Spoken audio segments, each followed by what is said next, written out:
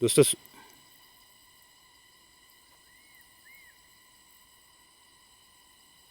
दोस्तों स्वागत है आपका जी के गुरु जी के यूट्यूब चैनल में।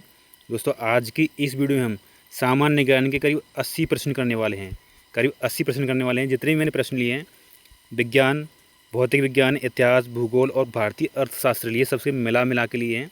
और जितने भी प्रश्न हैं सब रिपीटेड प्रश्न हैं, बार बार एग्जाम में पूछे गए हैं। तो चलिए शुरू करते हैं आज की वीडियो बिना किसी देरी के प्रश्न नंबर 1 से। और प्रश्न नंबर 1 हो जाएगा, कार्य का ऐसा ही मात्रक क्या है?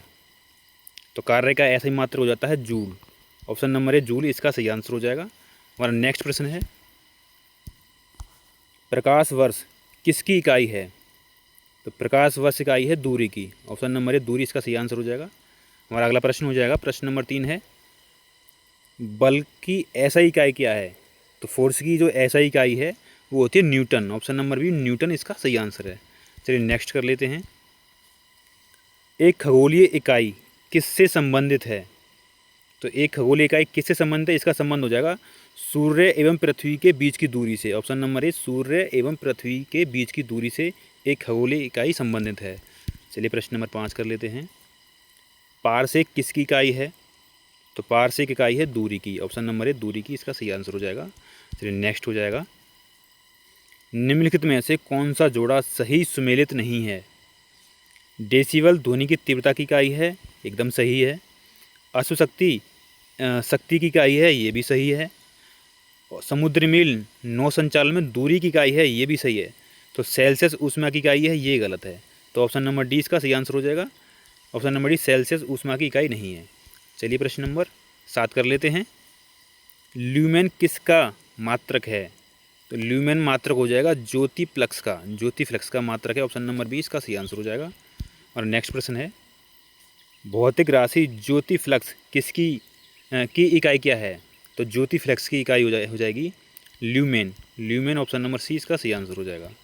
चलिए नेक्स्ट कर लेते हैं, प्रश्न नंबर 9, पास्कल किसकी इकाई है? तो पास्कल दाब की इकाई होती है। ऑप्शन नंबर बी दाब इसका सही आंसर है। चलिए नेक्स्ट कर लेते हैं, प्रश्न नंबर 10 है, कैंडेला किसका मात्रक है? तो कैंडेला मात्रक है ज्योति तीव्रता का मात्रक होता है कैंडेला। ऑप्शन नंबर डी इसका सही आंसर हो जाएगा। हमारा अगला प्रश्न है, ऊर्जा की एसआई इकाई क्या है? तो ऊर्जा यानी एनर्जी की जो एसआई इकाई है वो होती है जूल। ऑप्शन नंबर 1 जूल ऊर्जा की एसआई इकाई है। चलिए प्रश्न नंबर 12 कर लेते हैं, चुंबकीय क्षेत्र की माप की इकाई क्या है? चुंबकीय क्षेत्र की माप की इकाई होती है टेस्ला। ऑप्शन नंबर 1 टेस्ला इसका सही आंसर हो जाएगा। और अगला प्रश्न हो जाएगा, हर्ट्ज किसकी इकाई है? तो हर्ट्ज इकाई है तरंगों की आवृत्ति की। ऑप्शन नंबर 1 इसका सही आंसर हो जाएगा, तरंगों की आवृत्ति। चलिए हमारा प्रश्न नंबर 14 है, विद्युत धारा की एसआई इकाई क्या है? विद्युत धारा की एसआई इकाई होती है एम्पियर। ऑप्शन नंबर 1 एम्पियर इसका सही आंसर हो जाएगा। और अगला प्रश्न है, एसआई पद्धति में लेंस की शक्ति की इकाई क्या है? तो पावर ऑफ लेंस क्या है? तो पावर ऑफ लेंस की इकाई है dioptre. Option number B dioptre इसका सही आंसर है। चलिए प्रश्न नंबर 16 कर लेते हैं, ध्वनि की तीव्रता मापने की इकाई क्या है? तो ध्वनि की तीव्रता मापने की इकाई होती है decibel. Option number D decibel इसका सही आंसर हो जाएगा। चलिए नेक्स्ट कर लेते हैं, निम्नलिखित में से किसने स्वयं को हिंदुस्तान का तोता यानी कि तोता कहा था? ये तोता हिंद किसको कहा जाता है, या हिंदुस्तान का तोता या तोता हिंद? तो ये कहा जाता है अमीर खुसरो को। ऑप्शन नंबर सी अमीर खुसरो इसका सही आंसर हो जाएगा। चलिए प्रश्न नंबर 18 कर लेते हैं, ये सभी प्रश्न इतिहास से लिए गए हैं।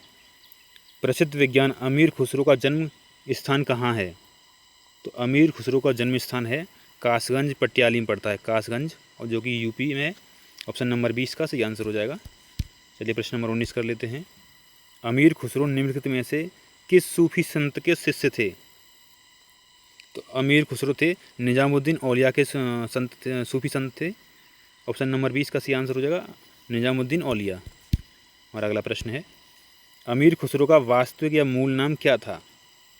अमीर खुसरो का जो वास्तविक नाम था वो था Abul Hasan Yaminuddin. Option number C इसका सही आंसर हो जाएगा अबुल हसन यमीनुद्दीन। चलिए प्रश्न नंबर 21 कर लेते हैं, अमीर खुसरो मुख्य रूप से किस शासक के दरबारी कवि थे?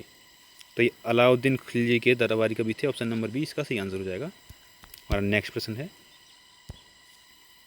भारतीय प्राचीन भारत के महान हिंदू विधि निर्माता कौन थे? तो ये थे Manu. Option number C Manu इसका सही आंसर हो जाएगा। हमारा अगला प्रश्न है प्रश्न नंबर 23, भारत में सूफी संप्रदाय का संस्थापक किसे माना जाता है?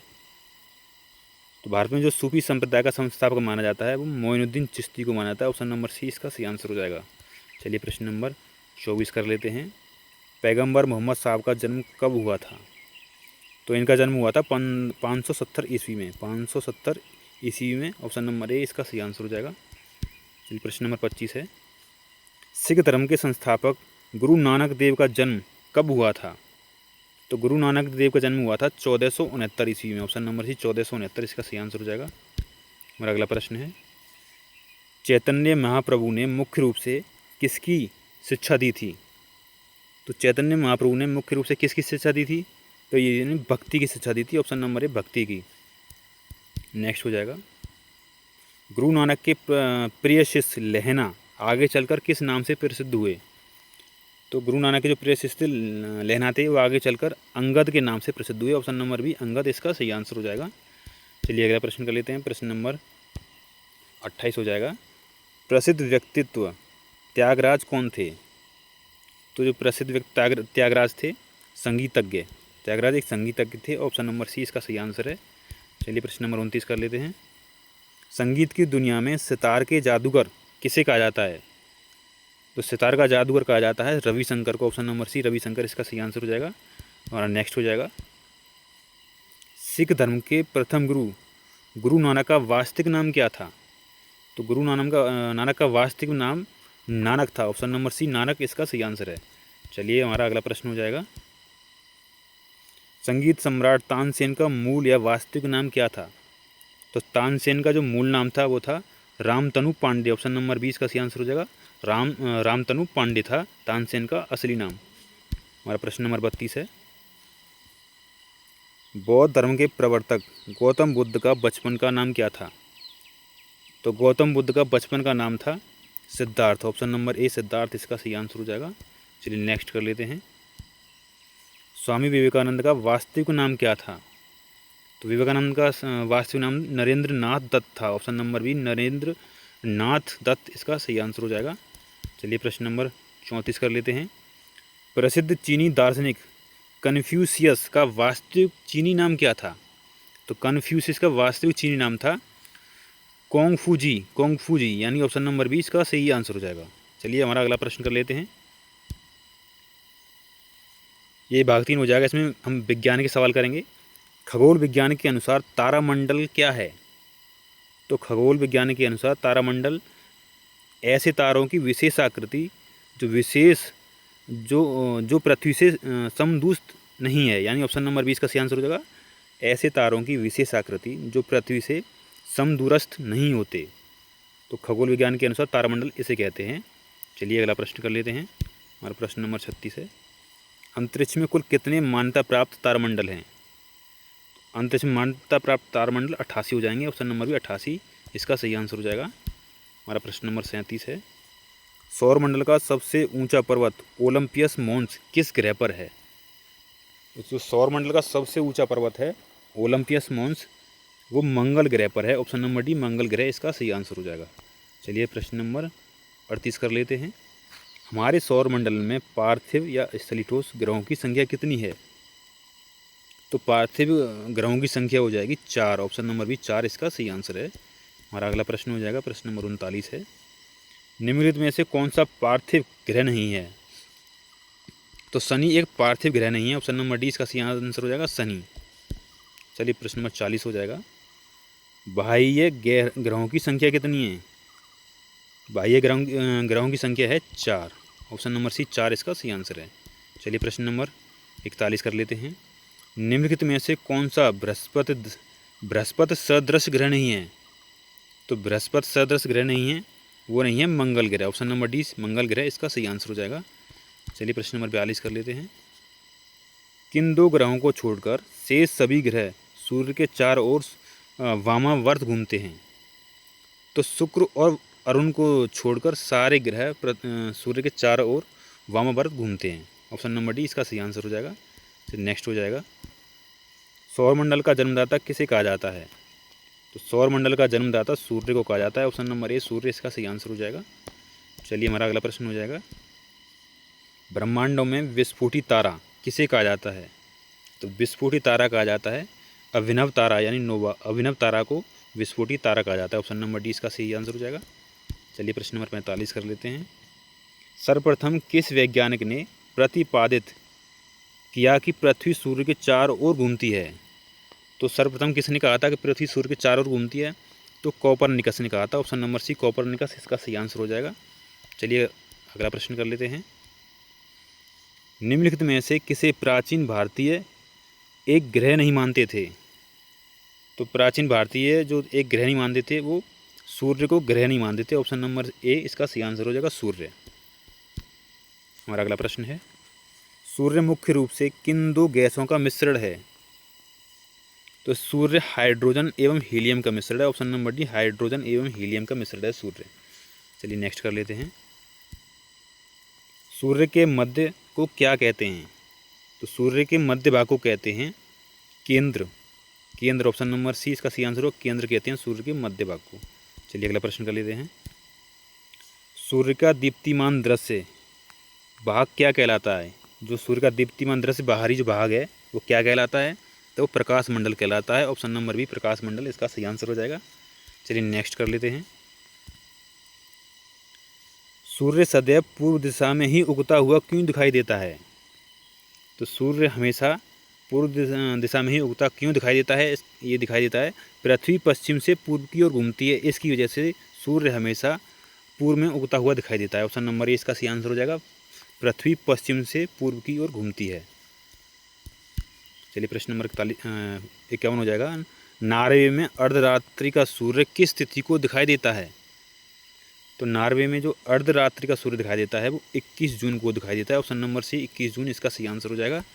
चलिए नेक्स्ट कर लेते हैं, और प्रश्न नंबर 52 हो जाएगा, किस ग्रह की अपने कक्ष में सूर्य से अधिकतम दूरी क्या कहलाती है? तो अधिकतम दूरी कहलाती है अपसौर की। अपसौर इसका सही आंसर हो जाएगा। ऑप्शन नंबर बी अपसौर इसका सही आंसर है। चलिए प्रश्न नंबर 53 कर लेते हैं, किस ग्रह की अपने कक्ष में सूर्य से न्यूनतम दूरी क्या कहलाती है? तो किसी ग्रह की जो अपने कक्ष में जो सबसे न्यूनतम दूरी कहलाती है वो कहलाती है उपसौर। उपसौर इसका सही आंसर हो जाएगा। चलिए अगला प्रश्न कर लेते हैं, प्रश्न नंबर 54, भारत की राष्ट्रीय आय में वर्तमान समय में किस क्षेत्र का योगदान सर्वाधिक है? तो भारत की राष्ट्रीय आय में जो सबसे ज़्यादा योगदान है वो सेवा क्षेत्र का है। ऑप्शन नंबर डी सेवा क्षेत्र इसका सही आंसर हो जाएगा। चलिए हमारा अगला प्रश्न कर लेते हैं, भारत की राष्ट्रीय आय का प्रमुख स्रोत निम्नलिखित में से क्या है? तो सेवा क्षेत्र। ऑप्शन नंबर बी सेवा क्षेत्र इसका सही आंसर हो जाएगा। भारत की राष्ट्रीय आय का प्रमुख स्रोत हो जाएगा सेवा क्षेत्र। चलिए प्रश्न नंबर 56 कर लेते हैं, ये भारतीय अर्थव्यवस्था के चले हुए हैं, योजनावाल में राष्ट्रीय आय में किस क्षेत्र का योगदान लगातार घटा है? तो योजनावाल में राष्ट्रीय आय में जो योगदान लगातार घटा है वो कृषि क्षेत्र का घट रहा है। ऑप्शन नंबर 1 कृषि क्षेत्र इसका सही आंसर हो जाएगा, कृषि। चलिए प्रश्न नंबर 57 कर लेते हैं, वर्तमान समय में भारत की जीडीपी राष्ट्रीय आय में सर्वाधिक योगदान है। तो भारत की जीडीपी में जो वर्तमान में सबसे ज़्यादा योगदान है वो हो जाएगा सेवाओं का यानी सर्विस। ऑप्शन नंबर डी सेवाएं इसका सही आंसर हो जाएगा। चलिए अगला प्रश्न कर लेते हैं, जैसे जैसे अर्थव्यवस्था विकसित होती है राष्ट्रीय आय में तृतीयक क्षेत्र का हिस्सा तो क्या होता है? अगर जैसे जैसे अर्थव्यवस्था विकसित होती है तो राष्ट्रीय आय में जो तृतीयक क्षेत्र का हिस्सा है वो लगातार बढ़ता जाता है। ऑप्शन नंबर सी इसका सही आंसर होगा, लगातार बढ़ता जाता है। चलिए अगला प्रश्न कर लेते हैं, वर्ष 2014-15 में भारत के जीडीपी में प्राथमिक द्वितीयक एवं तृतीयक क्षेत्रों का योगदान क्या था? तो इसका सही आंसर हो जाएगा 22.2%, 21.8% और 56%। ऑप्शन नंबर सी इसका सही आंसर है। चलिए अगला प्रश्न कर लेते हैं, प्रश्न नंबर 60 हो जाएगा, राष्ट्रीय नमूना सर्वेक्षण यानी कि एनएसएस की स्थापना किस वर्ष हुई थी? तो एनएसएस की स्थापना हुई थी 1950 ईस्वी में। ऑप्शन नंबर भी 1950 इसका सही आंसर है। चलिए नेक्स्ट कर लेते हैं, नेक्स्ट प्रश्न हो जाएगा हमारा, केंद्रीय सांख्यिकी संगठन यानी कि CSO की स्थापना कब हुई थी? तो CSO की स्थापना 1952 में हुई थी, 1952 इसका सही आंसर हो जाएगा। चलिए प्रश्न नंबर 61 कर लेते हैं। वास्तव में राष्ट्रीय आय किसे कहा जाता है? तो वास्तव में राष्ट्रीय आय कहा जाता है साधन लागत पर शुद्ध राष्ट्रीय उत्पाद। ऑप्शन नंबर बी इसका सही आंसर हो जाएगा, साधन लागत पर शुद्ध राष्ट्रीय उत्पाद। चलिए नेक्स्ट कर लेते हैं। भारत की राष्ट्रीय आय का प्राकलन या अनुमान किसके द्वारा तैयार किया जाता है? तो भारत की जो राष्ट्रीय आय का जो अनुमान है वो तैयार किया जाता है केंद्रीय सांख्यिकी संगठन। ऑप्शन नंबर इसका सही आंसर हो जाएगा, केंद्रीय सांख्यिकी संगठन के द्वारा। चलिए नेक्स्ट कर लेते हैं। अब प्रश्न नंबर 64 हो जाएगा। निम्नलिखित में से किस भारतीय राज्य की प्रति व्यक्ति आय सर्वाधिक है? तो गोवा। ऑप्शन नंबर 1 गोवा राज्य की सर्वाधिक आय, प्रति व्यक्ति सर्वाधिक आय है। ऑप्शन नंबर ए इसका सही आंसर हो जाएगा। और अगला प्रश्न है, भारत में चालू मूल्यों पर प्रति व्यक्ति न्यूनतम आय वाला राज्य कौन सा है? तो भारत में जो चालू मूल्यों पर प्रति व्यक्ति न्यूनतम आय वाला राज्य है वो बिहार हो जाएगा। Bihar, option number A Bihar इसका सही आंसर हो जाएगा। चलिए अगला प्रश्न कर लेते हैं। 1867-68 में भारत की प्रति व्यक्ति आय 20 रुपये सर्वप्रथम किसने आकलित की थी? 1867-68 में भारत की प्रति व्यक्ति आय 20 रुपये सर्वप्रथम किसने आकलित की थी? तो ये दादा भाई नौरोजी ने आकलित की थी। ऑप्शन नंबर डी दादा भाई नौरोजी इसका सही आंसर हो जाएगा। चलिए नेक्स्ट प्रश्न कर लेते हैं। प्रसिद्ध धन के निष्कासन का सिद्धांत किसने दिया? तो धन के निष्कासन का सिद्धांत दिया था दादा भाई नौरोजी ने। ऑप्शन नंबर बी दादा भाई नौरोजी इसका सही आंसर हो जाएगा। चलिए अगला प्रश्न कर लेते हैं। भारत में राष्ट्रीय आय की गणना में किस विधि का प्रयोग किया जाता है? तो राष्ट्रीय आय की गणना में प्रयोग किया जाता है उत्पादन विधि और आय विधि दोनों का। तो उपयुक्त दोनों, ऑप्शन नंबर सी इसका सही आंसर हो जाएगा। उपयुक्त दोनों, उत्पादन विधि और आय विधि दोनों का प्रयोग किया जाता है। चलिए अगला प्रश्न कर लेते हैं। प्रश्न नंबर 69 है, अर्थशास्त्र में हिंदू वृद्धि दर का संबंध किससे है? तो अर्थशास्त्र में हिंदू वृद्धि दर का संबंध है राष्ट्रीय आय यानी आर्थिक वृद्धि दर से। ऑप्शन नंबर बी राष्ट्रीय आय से इसका सही आंसर हो जाएगा। और अगला प्रश्न है प्रश्न नंबर 70 कर लेंगे।